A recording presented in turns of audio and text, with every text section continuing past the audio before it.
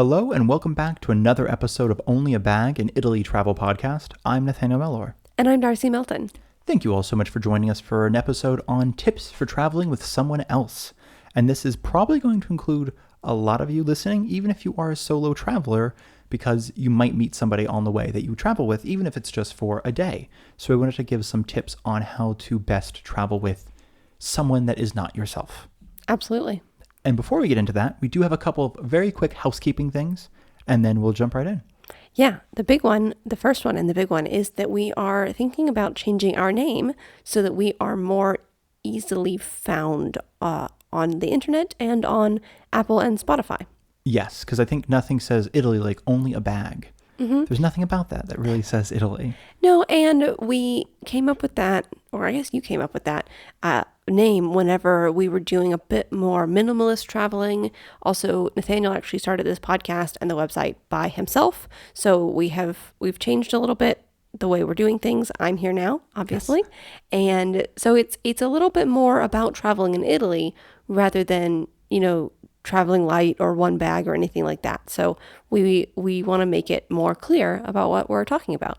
I think so. And we also, we have to take some of those old episodes off because they are really old episodes. That was one mic, awful, just terrible sound and everything. But those, even at the beginning, we started talking more about Italy. And originally we were just talking about traveling in general. Mm-hmm. So though I think the scope and the aim of Only a Bag has changed. So it would be nice to change the name with it. However, for those of you who are visual, maybe not learners, but visual noticers, we will not be changing the little album cover, for lack of a better word. I mean, the new name will be in there instead of Only a Bag, but if you don't remember the name, if you're just like, oh yeah, it's bag something, I just remember the album cover, then that will stay the same. It's just the name that will be changing to better reflect that we are, in fact, talking about Italy. Yeah. And that way for new listeners who might want to, try a new podcast for Italy, we'll click on one that actually has Italy in the name rather than one that does not. Mm-hmm. And we would love your input. We have a few names that we're thinking of, which I'll say in a second, but I think maybe in upcoming episodes, we'll also put like a poll so that you all can give us your input.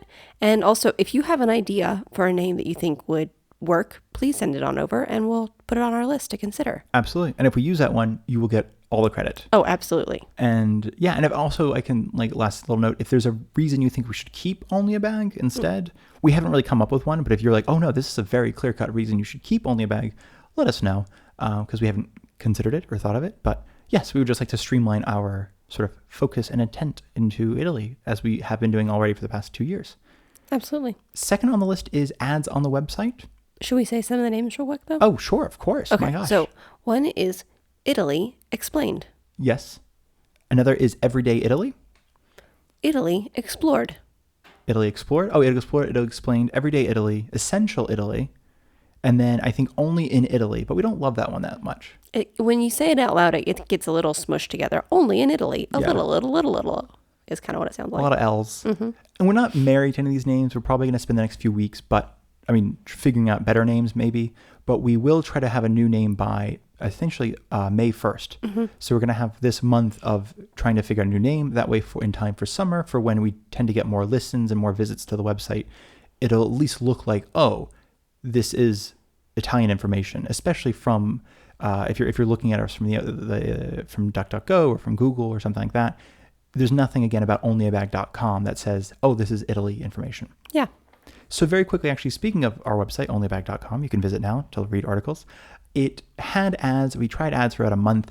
We didn't love ads. It just didn't look great. And I know they were obnoxious. They were obnoxious. And I know that a lot of websites have ads on them, but you and I use AdBlock. And so the few times we'd go to Only a Bag without the AdBlock on, it was just a lot. And I was playing around trying to get them to be fewer and fewer ads because we go through Google AdSense, I think. Mm-hmm.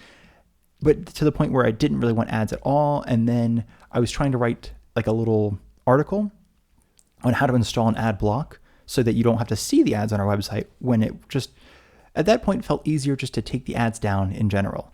And that we would like for this to eventually make some sort of money to at least pay back for the costs of new microphones that we'd like to buy and things like that. So we might come up with like a tip jar or a coffee Patreon type thing, which is just more like, if you would like to support, we would deeply appreciate your support. However, there's no obligation and you were not going to miss out anything, but likewise, you might not get anything if you support us, because we don't really have any like tiers or like gifts to give back necessarily in terms of an ad-free experience. This is already an ad-free experience.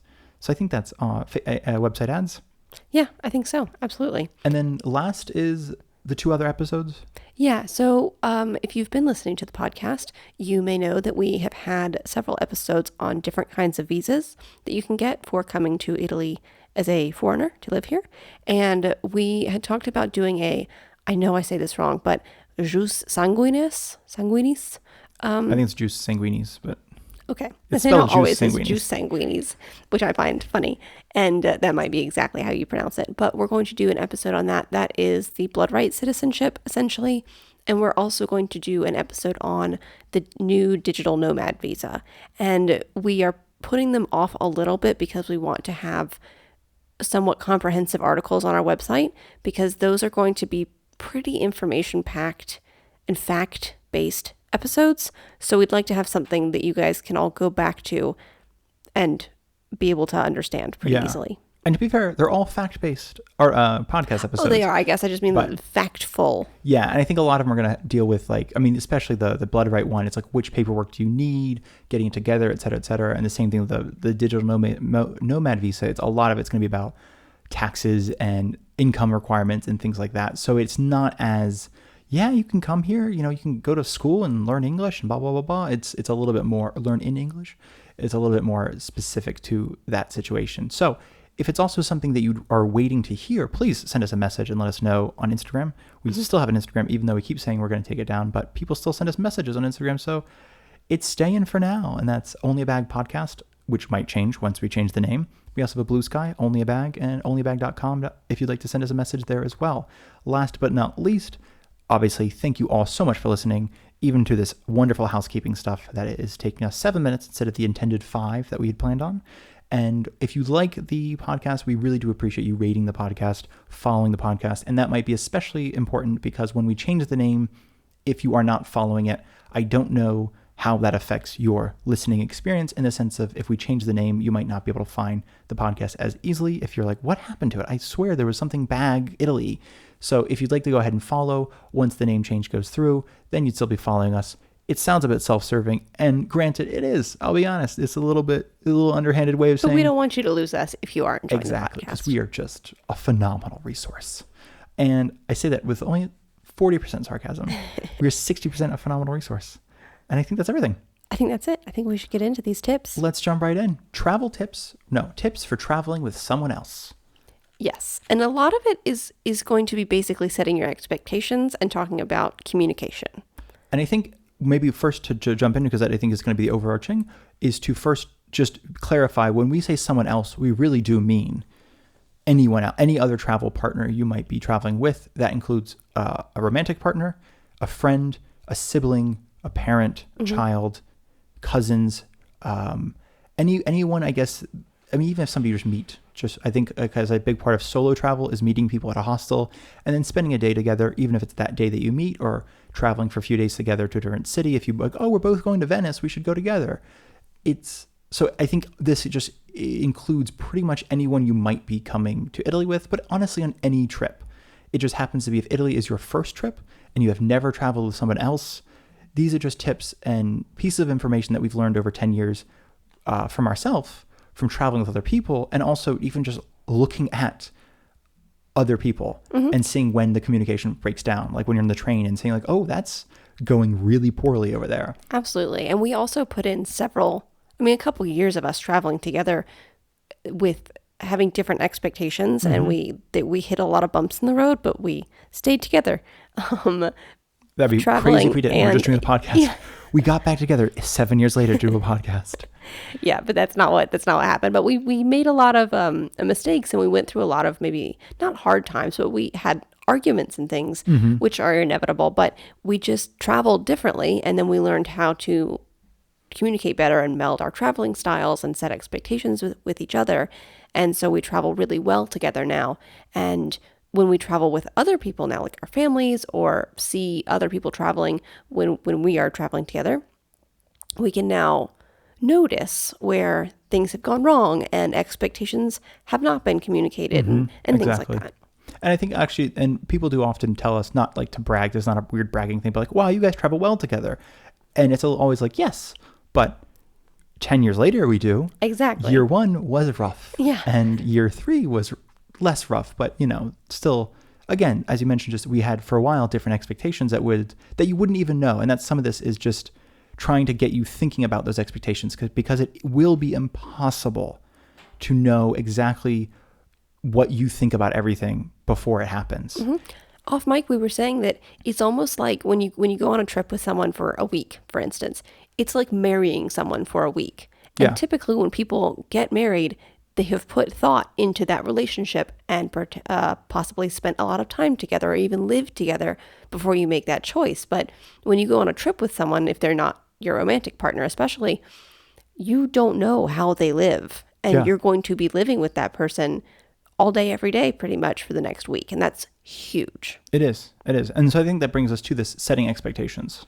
Yeah, absolutely. So basically, we have this broken up into 5-ish sections. We're going to be talking about expectations for budget, transportation, food, what you want to do and see. And then our last section is just our opinions about how people travel with kids. And as a fun thing, we are very opinionated people. Yeah. You might not get that impression from this lovely podcast, but we tend to be very opinionated in terms of people have called you very opinionated in your life. Yeah, just to be clear, a lot of older men have called me very opinionated, and I am a woman. So, take that how you will. A young woman. A young woman. Which usually plays into it as well. Like, wow, you're very opinionated. You're really opinionated for a young woman. It's like, what is the unsaid part of this? Thank you.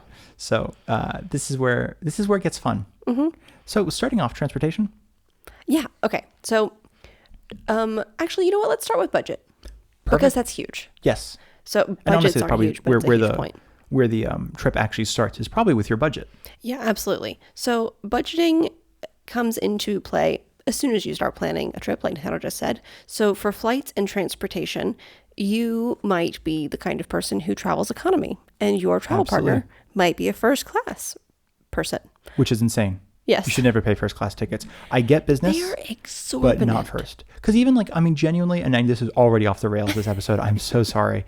But you look at these YouTube videos or Instagram videos, Oh my and they're goodness, like, I hate the influencer videos who have been paid to take a trip. And they're like, oh, first class is so amazing. And you're like, right, that's like a $10,000 seat that you got for Yes. free, and now you're just doing an ad. but even some people are like, oh, I didn't get it for free. Actually, I paid for all my own things, and I did it through points and this and that. But if you do the points, it's like, to get the $12,000 first class seat, you had to spend like $150,000 to get enough points to do that, which I get. Some of you listening, that's probably like, yeah, we spend that in a year. That's not a problem. But And especially if you travel for work. Yes. And some of it's covered by your work, but you get to keep the points and different things like that. But it's always crazy because it's like you get to the place at the same time, You're not getting there earlier. But it's like, and even the ones I know, there's like, I think Etihad Airways, it's the Saudi Arabian Airways. It's like there's a train, what am I talking about? There's a shower. How did I get those two words confused? There's a shower on board. So it's like for first class only, you get like a 20-minute allotment to the shower, which I'm like, awesome. And for business, it's like $2,000. So you're paying $8,000 for a shower in the air, which again, I get it. It's maybe a once in a lifetime experience, but some of those things for first class are not great. So it's like even coming here, like the Delta One, it's like $5,000 or $6,000, but then business, it's like $1,200. So I'm like, I get business. If this is like it's a honeymoon or it's something like this is my one trip in the last 5 years. I'm going all out. This is all of my money. Then it's like, yeah, business is the way to go. You almost get flat in your thing, or if not entirely flat with the chair. You get the free snacks and the drinks and the food and the this and the that, and probably access to the bar and the whole 9 yards if there's a bar on board. But let's be honest, you should be flying with a bar on board. I'm kidding. Have we ever been on a flight that has a bar? If I've we never have, seen it's one. nowhere near us. Yeah. We just ask for those fun little bottles of alcohol, and because it's free now. But all that being said is, yes, establish your budget, because you and I only do main cabin, which I think is like what Delta calls their one step up from, cow pen economy, but only because Delta is one of the one of many that you now have to pay extra if you want to sit next to the person you're traveling with. They make it very clear you are not guaranteed a seat next to that person. And because I don't want to sit for 9 hours next to somebody else, we're happy to pay an extra $200 a person to sit with our the person we're traveling with. However, obviously, if Plus, you're you get a carry-on bag. No, checked sorry, bag. a checked bag True. with main cabin, right? Where you don't with economy. and I think there's a benefits on like you can cancel up to 24 hours and get refunded as like a Delta E credit and stuff like that. So in case we do change plans or in case we have to move our flight by a week, is a lot more wiggle room there. So that is something. But yes, so I apologize. Going back to what you're saying is right off the bat, if you're traveling with somebody else again, it can be a lot stickier, I will say, if you are in a relationship where it's like you and your romantic partner are not using the same funds, for lack of a better word. Yeah, like if you're not sharing finances exactly. So it can be like a very disparate. and one of you is like significantly more wealthy than the other or something like that. It can create a really strange power imbalance in the entire trip. But if it's something that it's a little less strange when it's like your parents, if you're traveling with your parents and they can afford a nicer, seat than you, that's one thing. It's like, fine, yeah, sit in the, you got bad legs anyway, sit in the nice seats. I'll sit way in the back. It can also be, I imagine, a little bit awkward if you're friends, if you're, especially two friends flying or three and, two of the friends sitting way up front. Exactly. Two of the friends are in first class and you're back in economy. That can be a little awkward. There's a classic Friends episode of, three of the friends can afford really nice restaurants and the other three are like eating the breadsticks or something, Yeah. And I think that's the thing. That's exactly, and that's kind of what, now that we're 16 minutes into, what this episode is kind of going to be about by and large. It's just that sort of like try to remove those points of friction and identify those points of friction, even if you can't remove them. So okay, they're probably going to have a much nicer time than I am because they're going to be up in first class or business economy, whatever it is. And just know that going forward. Yeah, absolutely. So the next is thinking about how you travel in hotels. Like, where do you want to stay? Are you a luxury traveler? Are you planning on staying in hostels, which, by the way, are usually not that much cheaper than a regular hotel, at least in Italy. So are you a luxury traveler? Are you staying in hostels? Do you plan to stay somewhere kind of in the middle? Like you'd like a nice-ish hotel, but on a budget? And if I actually may, if you are solo traveling, hostels tend to be a good option, but only because they are roughly like 50 to 70 a night. As soon as you travel with somebody else, almost always a hotel becomes cheaper because even if you're like, I know a lot of hotels have an option for a single room, but with 2 single beds instead of a double. Right. So if you're comfortable sleeping in the same room as somebody, you and I often stay at hotels that are between 70 and 100 a night. And so it's already cheaper than if we were staying at a hostel, each paying 50 to 70 a night. So that's just something to consider is if you are traveling with somebody else, as soon as you travel with anybody else, it does like a sort of economy of scale. It does become cheaper to stay at a hotel. Absolutely. Oh, sorry. I kind of shouted that one into the mic. Very excited. Absolutely. So the next is your food expectations and your food budget. We'll get more into, I guess, food expectations a little bit later in the food section, but it is important to consider what your food budget is and for yourself and for your group, budget in quite a lot of money for food because that easily becomes quite expensive when you're traveling because you're probably not eating much at your hotel. Correct. Yeah, absolutely. So something to think about is how much you're willing to spend on food. If you need to budget for having a snack from a grocery store for a meal for the day, or having a small sandwich, or splitting a sandwich between you and your travel partner, and then how often you're going to be eating out, just think about that pretty carefully and budget for that. Exactly. Yes, absolutely. So let me just get my notes. If you hear rustling, that's my notes. Sorry, everyone. So, this is a big one. So what does missing a flight or a train mean for you? You talked to a friend of ours recently who is in a very good point in her life who said that she can afford to miss a flight. And one of the things, actually, if I may, I'm only interrupting, is she can afford to miss a flight, but she mentioned that when she first got a mortgage is when things financially shifted for her mentally. Like it was because when she was like, when we were renting, when she was married, like we were renting, and it was like missing a flight was like, oh my God, that's like 2 months of rent. But for whatever reason, they had a really pricey mortgage. So she was like, all of a sudden missing a flight was like, it's one mortgage payment. We can not, they're not going to miss the mortgage payment, but it was like, oh. And she had enough that she wasn't living paycheck to paycheck. Yes. So she could afford her mortgage and then some. Because I think I brought up the fact that I had missed a flight and not my fault, so they paid for it, but it was just that sort of stressful thing of, wow, and it was only because, though I will say, it's only because I was flying to Europe. And we've talked about this if you want to go back to our episode on flights, if I'm not mistaken, in the States, there is no protection for for an airfare traveler, for an airplane traveler. There's certainly far fewer. Yeah, and you have to, like, they don't actually legally have to offer you a free flight if you miss your flight because of weather, if you miss your flight because of a late connection. They do sometimes because they're nice, or, people get angry and it's bad press. But in Europe, or flying to Europe on an American carrier, they have to offer you a seat on the next possible flight. And we were just talking about it. I'm like, I can't afford a $500 flight right now that isn't budgeted in, like, to the dollar. But again, as you mentioned, like, some people that you might be traveling with can, and so missing a flight is not a big point of stress for them. And it can also kind of create things where they might not be. We were behind some people once in line for a flight, like, we were literally boarding, and they were talking about their friend overslept, like right. And it was like, who oversleeps their flight? Like, I get oversleeping work or school or something like that, but I'm like, and I think it was either leaving the States to go to Rome or leaving Rome to go back to the States, but I think it was leaving the States to go to Rome. And I was like, who oversleeps their flight? Like, that was wild. Insane. Are you thinking of, they were sort of young people who were like skiing, they were athletes. Okay. That might have been them, yeah. There was one instance where it was a group of young athletes going to, I think, some sort of snow then it might have been from competition. Rome, and one of them overslept. And I was just like, oh my goodness. I mean, if you oversleep, that is rough, but hopefully you have a buddy who will wake you up and get you moving. But also, this brings up the thing, like, it's one thing where if you were traveling with a friend and for them it's like, oh, I'll just buy another ticket, it's fine. It's, not that much for me comparatively, versus if you might be like, I can't also miss my flight. Right. Like, I am all in on this trip. I need to make the flight. So if you're sleeping, I'm sorry. And that's, again, which is not something I would have ever thought to check in with someone about, because never.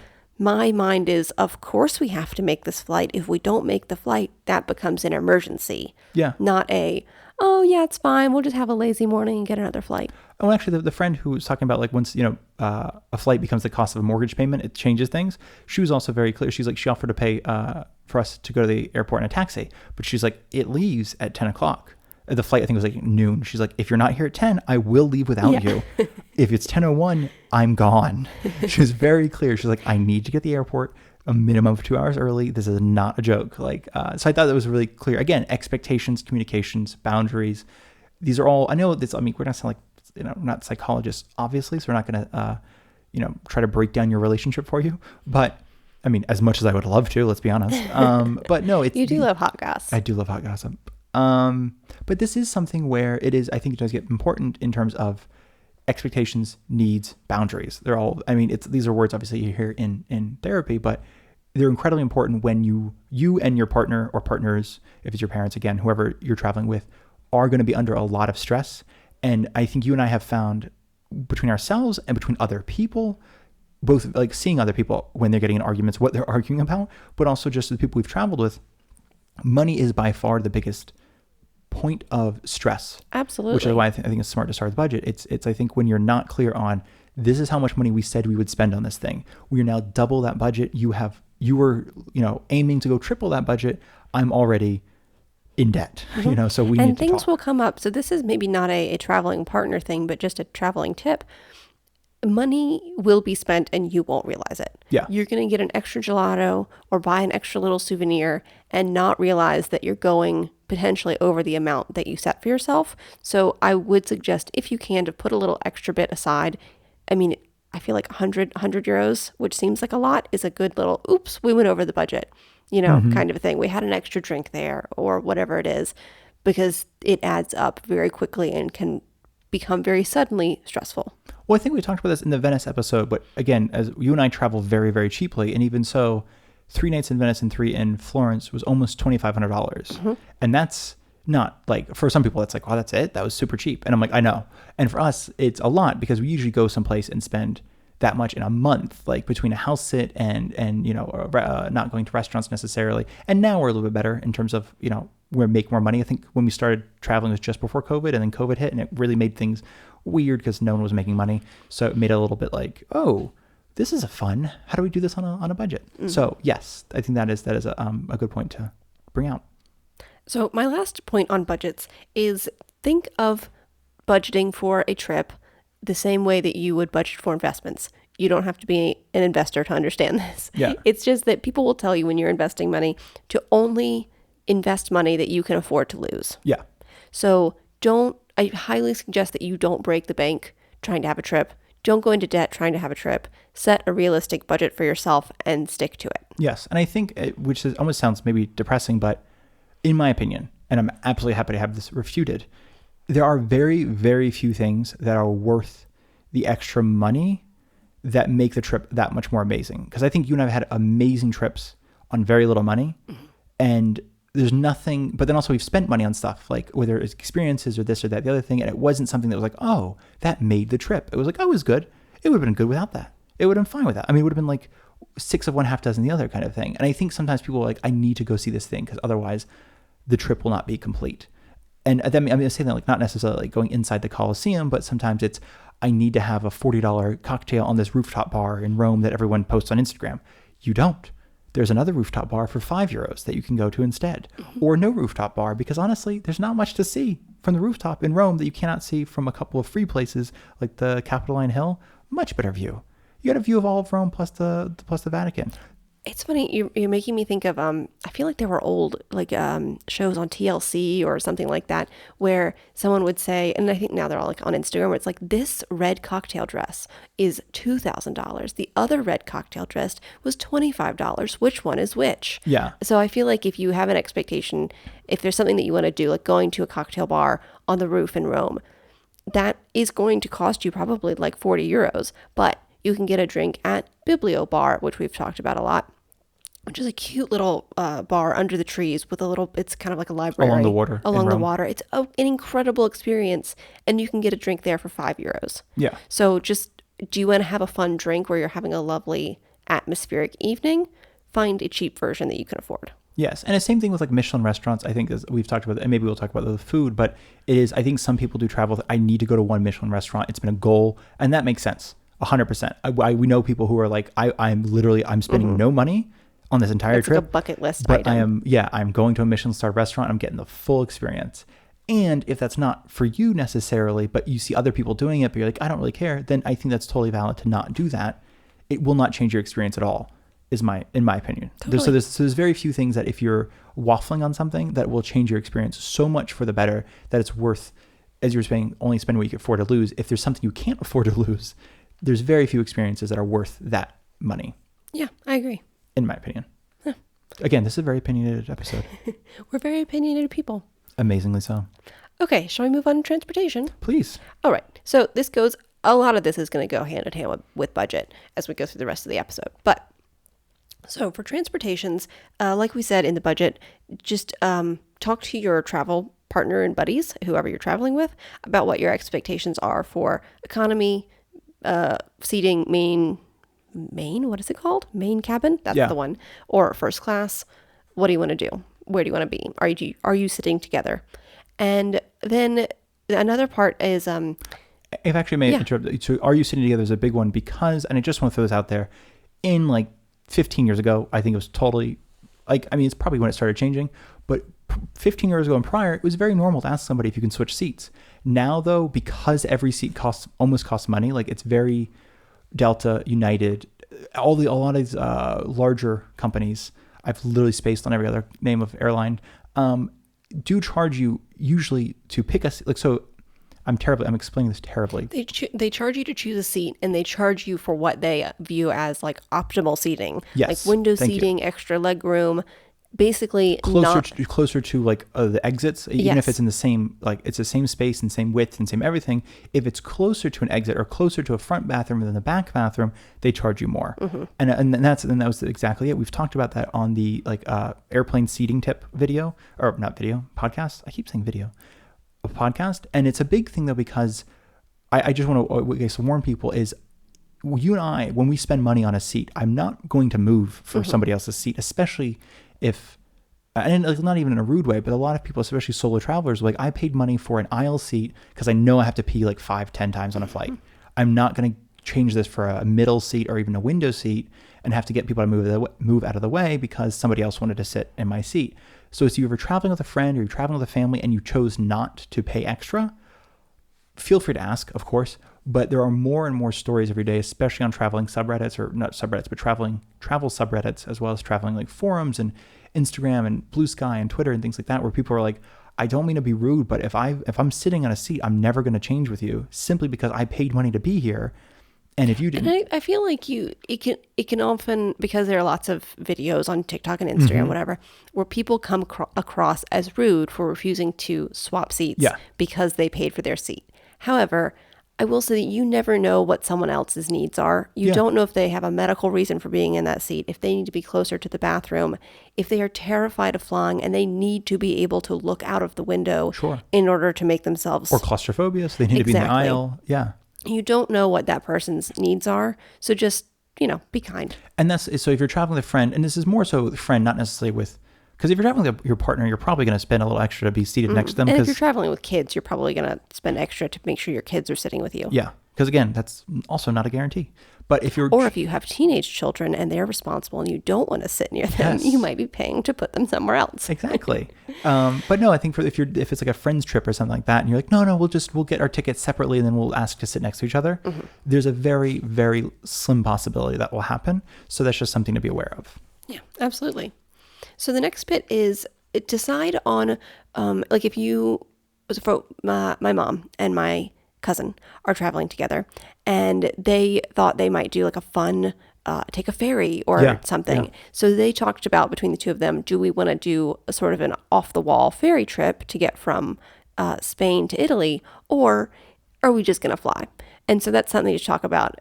Are you going to take like sort of an odd, interesting mode of transportation between two countries if you're traveling, or between two cities, or are you just going to fly, take a train, rent a car? What are you actually doing to get between places? That's actually, and that's a big one. I just wrote a bunch of articles for the website about traveling to like Capri or Sorrento or Amalfi Coast from Naples and from Salerno.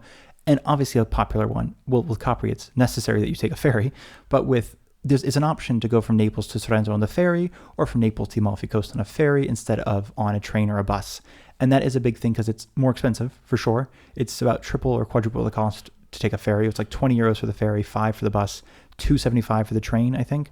So it's, again, these are those small budget things we're talking about that will add up eventually. Like it's some people, again, $40, no problem dropping that on ferry to go there and come back. And other people are like, that was dinner.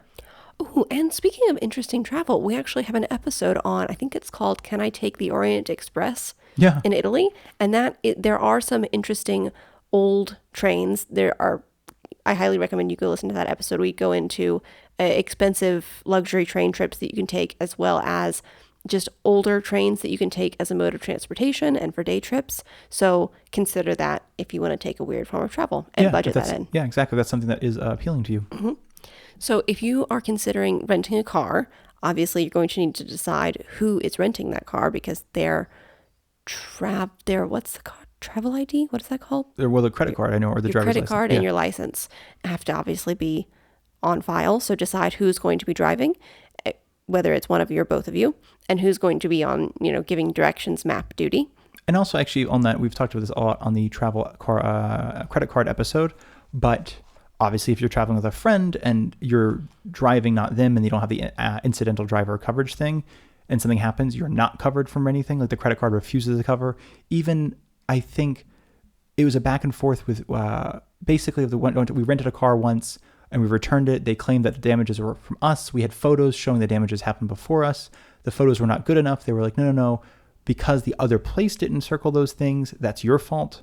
And it was clearly kind of felt, we talked about this before, he felt a little scammy because he kept asking, like, oh, you have a credit card. This is fine. Then credit card will cover it. Don't worry about it. And then he didn't give us his name, and he gave us a different name because then somebody else called him by one name and he answered, but he gave us it was just... He was absolutely scamming us. Yeah, it felt weird from the get-go. Yeah, he made sad choices. And we talked to the credit card company, and they're like, well, it's under, Darcy, it was under your card. And even though we're married and I have one joint card with you, that was not a joint card with you. And it was just weird. So finally we're like, but your own thing, say if you're married, it's like, it was this whole thing. So finally ended up paying it, not the taxes. So it was like an $800 fix and $300 of it was in taxes or something ridiculous. So they only paid the $500, not the $300. But that's just something, again, that can happen. Sometimes it's easier just to get the rental car insurance thing through them, because it's apparently, just like, yeah. Because, and I mean, even the local Avis guy, he's very clear. He's like, you could crash this car on purpose and it is covered. You can bring it back to us totaled, burned out, just absolutely destroyed. When you have their insurance. When you have their insurance, it's like, we got you. It's fine. If you want to use yours, he's like, that's also cool. They'll pay for it. It's no problem. But ours is very much, even if we get a shell of a car back, you're covered. So that is something that's made us, and he's kind of a nice guy. Was going to give us a ride back to our house when the car we were picking up was late. It was a whole thing. But that is something to consider. And also with the directions, who's driving, who's giving directions.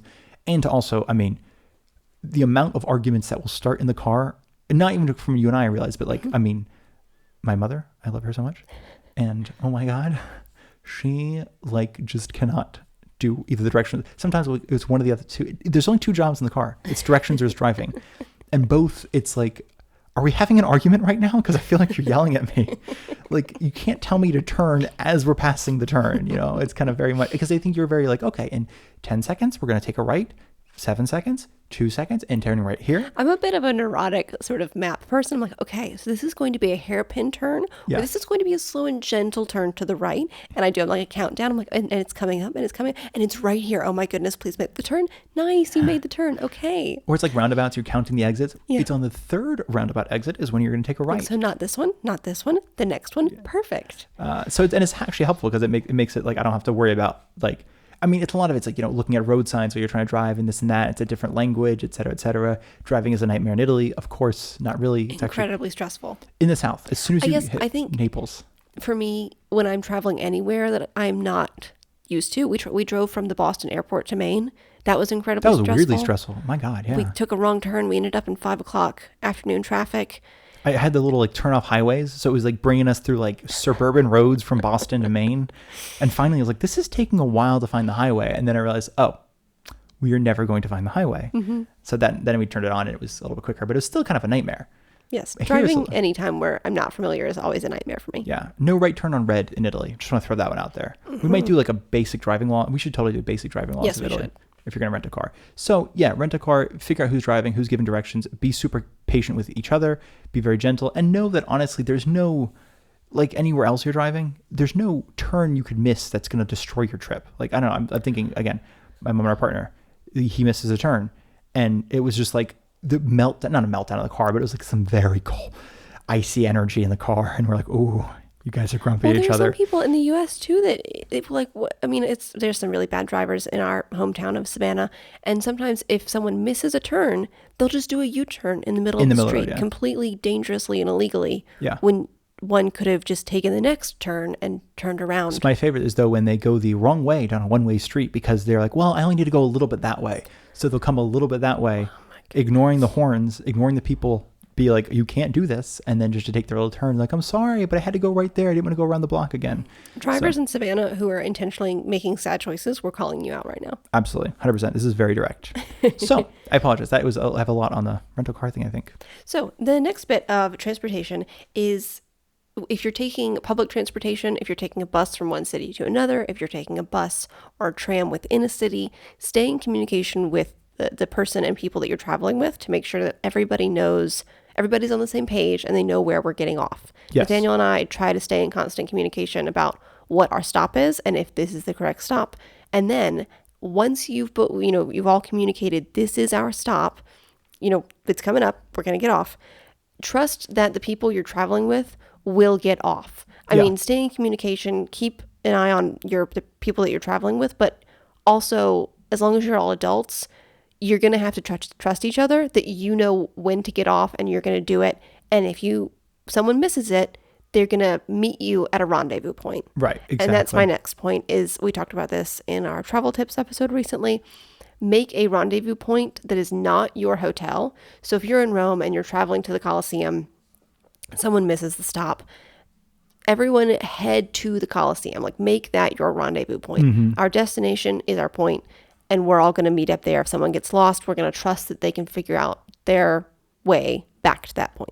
And if I may, part of the reason you say don't make the hotel your rendezvous point is because think about the town that you're from, dear listener. You would probably have only idea of 3 of the hotels in town. No one knows the name of hotels, especially in a place like Rome or Florence or Venice. It's the hotel, what? No, I don't know where that is. So it's helpful if you're I'm sorry, Colosseum? Which way? much easier. Especially if you're all going to the Coliseum and your hotel's an hour ride on a bus away, your whole group's not going to go an hour back to the hotel and So try start to the whole find trip you. again. Yeah. And actually on that note too, is this is all trivialized, of course, if you all have a phone plan that works for Italy.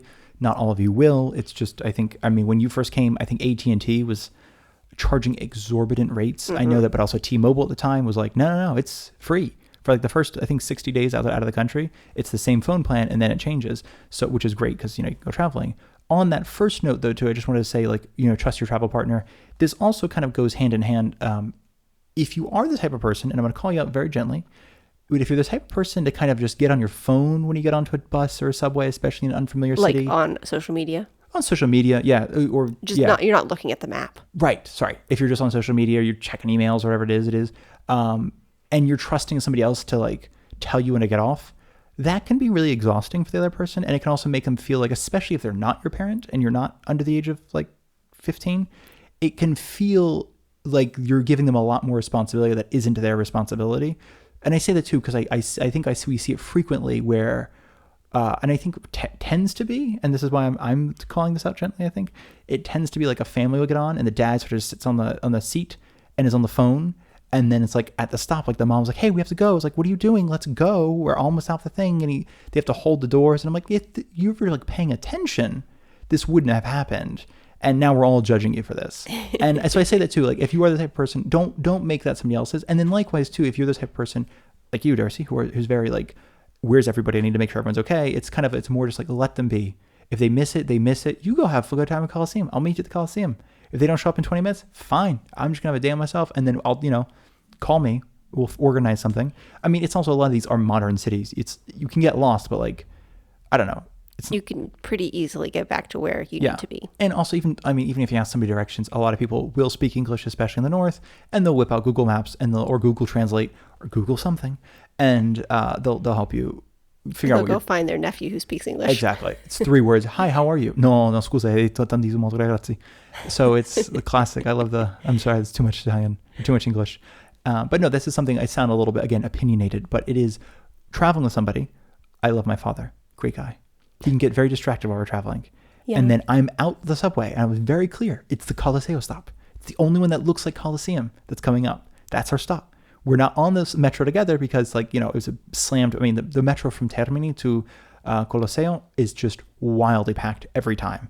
So you might not be getting, and that's why this is important, you might not be getting on the train next to the person you're traveling with. Mm-hmm. You might be getting on 2 different doors and you just have to trust that they're going. And my dad is just, sometimes he's sitting, just staring off into space. And I'm like, well, there he goes. On to the next stop. Okay. I hope he knows. He's going to look around in a couple minutes and not see us. So it's a little again, these are small little bits of friction, but it's also, I think a big part of traveling is you try to do what you can to make sure that, I think that's actually what they say in AA or Al-Anon, but keep your side of the street clean. Mm-hmm. But it's very like, do what you need to do to travel. You pay attention to the things, you do it, and it's like, it's not like, I'm not saying don't tell the person when it's the stop. Right, not in a cold way. You got to stay in communication and try to make sure everybody's together and doing. You're doing your best. Day 6 and every time they're counting on you to tell them, then it's like, no, you're gonna have to. That's different, yeah. Like this is gonna be on you. Shared responsibility. Exactly. And accidents are gonna happen, but you got to trust that if they're an adult, they can get to where they need to be. Exactly. So what's the next one? Well, actually, before we go any further, I think maybe we should break this up into a part 1 and part 2. What do you think? I think that works perfectly. Awesome. All right. That was scripted, just so y'all know. We paused to talk about this. We did, yes. So this is not communicate with our travel partner. Our expectations and our needs. Look at that full circle, full loop. So good. So these are going to come out at the same time, but we just thought for your listening pleasure. Yeah. That was hard to say. All right, Sean Connery. That we would do this in 2 bits because we're maybe about a little over halfway through, and we don't want to give you a 2-hour long And one episode. of us keeps chiming in with different bit of anecdotes to just really extend this episode. Who is that?